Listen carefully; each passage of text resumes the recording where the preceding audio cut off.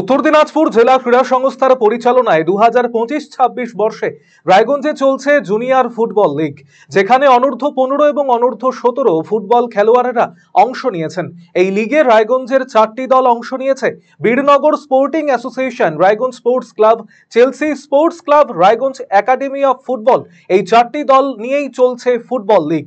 দ্বিতীয় দিন বৃহস্পতিবার মুখোমুখি হয় রায়গঞ্জ একাডেমি অফ ফুটবল বনাম রায়গঞ্জ স্পোর্টস ক্লাব। শুরু থেকেই চলে হাড্ডাহাড্ডি লড়াই। দ্বিতীয় দিনের ম্যাচ থেকে রায়গঞ্জ একাডেমি অফ ফুটবল 2-0 গোলে রায়গঞ্জ স্পোর্টস ক্লাবকে পরাজিত করে। ম্যান অব দি ম্যাচ নির্বাচিত হন রায়গঞ্জ একাডেমি অফ ফুটবলের রোহিত রবি দাস। এই ম্যাচের একমাত্র গোলদাতাও তিনি।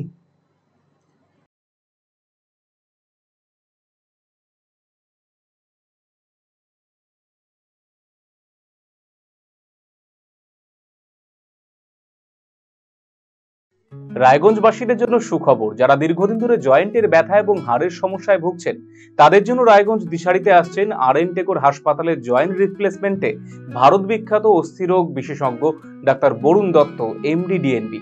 এখন থেকে প্রতি মাসের নির্দিষ্ট দিনে ডাক্তারবাবুকে দেখাতে আজই যোগাযোগ করুন দিশারি হেলথ কেয়ার, উকিলপাড়া, রায়গঞ্জ শাখায়। যোগাযোগ করুন 7477785509, 7477785512 এই নম্বরে।